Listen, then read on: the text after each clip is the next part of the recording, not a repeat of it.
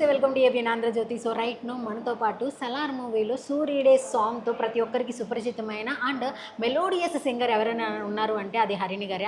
ఆవిడతో మాట్లాడదాం. హలో హరిణి గారు. హలో అండి. ఎలా ఉన్నారు? బాగున్నాను.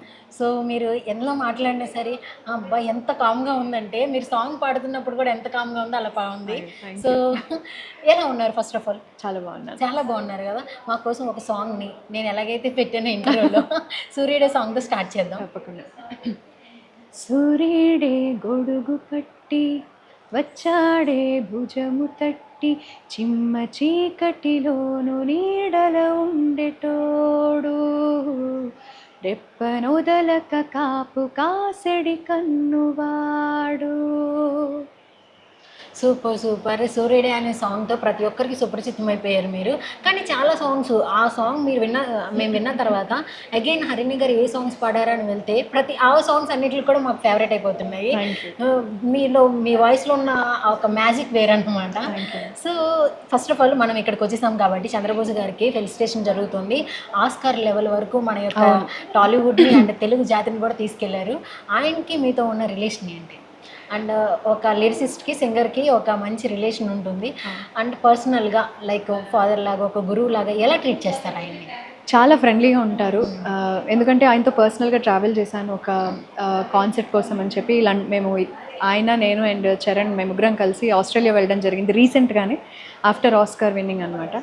సో అసలు ఆయన ఆస్కార్ గెలవడం, దాని తర్వాత వచ్చి అందరితో అంత ఫ్రెండ్లీగా అండ్ డౌన్ టు ఎర్త్గా ఉండడం అనేది నేను ఎప్పుడూ ఎక్స్పెక్ట్ చేయలేదు. ముందు కూడా సార్ తెలుసు నాకు, ఆయనకి ఎన్నో ప్రైవేట్ సాంగ్స్ పాడాను, మూవీలో పాడలేదు. బట్ చాలా చాలా ఇంట్లో మంచిగా అనిపించారు. ఓకే. సో లిరిసిస్ట్ అనగానే ప్రతి ఒక్కరికి ఎంతో కొంత టిప్స్ ఇస్తూ ఉంటారు, ఈ సాంగ్ ఎలా పాడాలి ఎలా పాడాలి. ఆయన మీకు ఇచ్చిన టిప్స్ ఏమైనా ఉన్నాయా?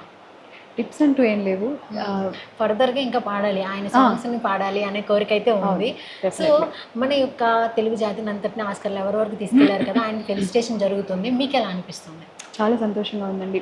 అందరూ గర్వించదగ్గ విషయం ఆయన ఆస్కార్ గెలవడం అనేది. అది మన జాతి, మన ఇండియా కోసం గెలిచారు అనేది ఒక గర్వకారణం యాక్చువల్లీ. అది ఓన్లీ లిరిక్స్ కోసం అనే కాకుండా ఆయన లాంటి వ్యక్తి ఒక ఇండియన్ వెళ్ళి అక్కడ తీసుకోవడం అనేది చాలా మంచి విషయం.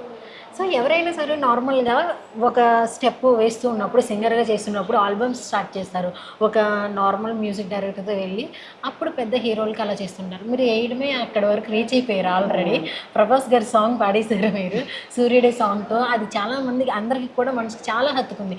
లైక్ ఆ మూవీలో కొంచెం మ్యూజిక్ పరంగా కొంచెం డౌన్ అయింది అనేది వినిపించిన మీ యొక్క సాంగ్తో అది ఫుల్ఫిల్ అయిపోయింది. సో నెక్స్ట్ ప్రాజెక్ట్స్ ఏమొస్తున్నాయి? నెక్స్ట్ మిరాయి ఒకటి వర్క్ చేస్తున్నాను, మిరాయి మూవీకి, తేజ సజ్జా గారిది. అదొకటే కాకుండా పర్దా మూవీలో ఒకటి పాడాను, అనుపమ పరమేశ్వరన్ గారు లీడ్ రోల్గా వస్తుంది. ఇంకా చాలా పాటలు పాడాను. రీసెంట్గా బంగారి బంగారి అని మ్యాన్షన్ హౌస్ మల్లేష్ అని ఆ మూవీలో సురేష్ బొబ్బిలి గారికి పాడాను. అండ్ వర్క్ చేస్తున్నాను, కిర్వాణి సార్తో కూడా వర్క్ చేస్తున్నాను, విశ్వంబరాకి అండ్ అదర్ మూవీస్కి. Okay okay, super. మీ యొక్క జర్నీ సూపర్ సక్సెస్ఫుల్గా అన్స్టాపబుల్గా వెళ్ళిపోవాలని కోరుకుంటున్నాను. మా కోసం చంద్రబోస్ గారు రాసిన ఒక పాటని, అంటే మీకు నచ్చిందైనా ఆయనకు నచ్చిందైనా ఏదైనా సరే ఒక మంచి పాట మా కోసం పాట. తప్పకుండా. మంచు కొండలోన చంద్రమా చందనాలు చల్లిపో,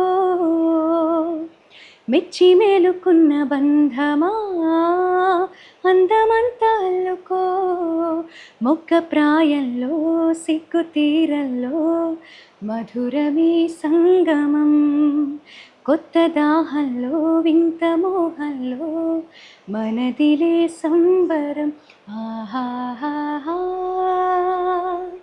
రూరుతుతూ ఆహాహా.